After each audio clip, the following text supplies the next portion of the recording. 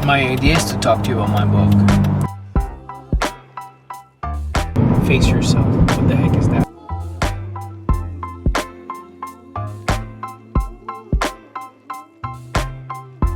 So day one, it's about knowing your story. It's basically for you to have an opportunity to frame where you're coming from, not your culture, the language you speak, but more towards those decisions that led you where you at this moment. Like right now, you are where you are because of choices from third persons or other people and choices you have been taken.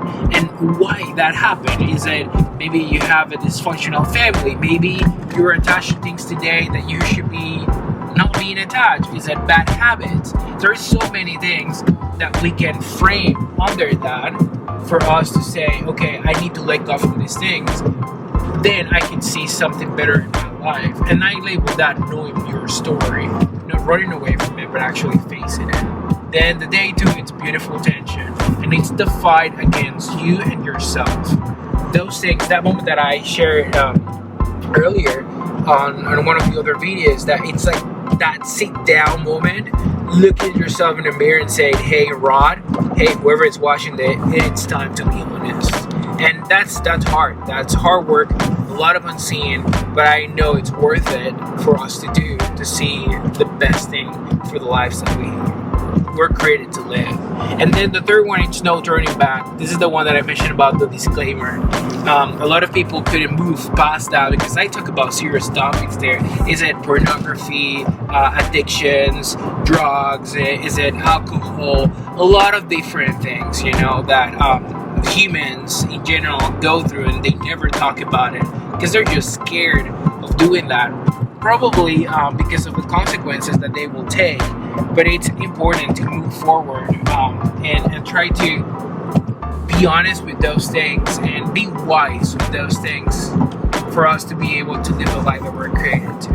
And then after you do that, like your story, you have that fight, that battle with you, and then you let go, then I think God starts writing something new with you. And I call the day 4 white canvas. So imagine that white piece of paper, and God gives you a pen and he's like, okay Rod, write something. Who do you want to be? What do you want to do in life?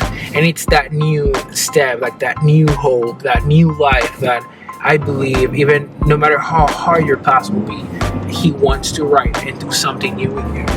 And then after understanding that, I think we need to find what we're passionate about, and that's day 5. And I know all of us have those moments in life, and I share there, and I will talk more deeply in more of the content I'll create. But that moment, maybe when you were a kid and something triggered, I want to be a doctor, or I want to be an artist, I want to do this, I want to pursue this life. Then life happens and you move the entire direction because you have no clue of how to develop these things. So I call that find heart. And you have to understand the things inside of you that when you talk about it, like me right now, I'm super passionate about this because I believe in people's potential.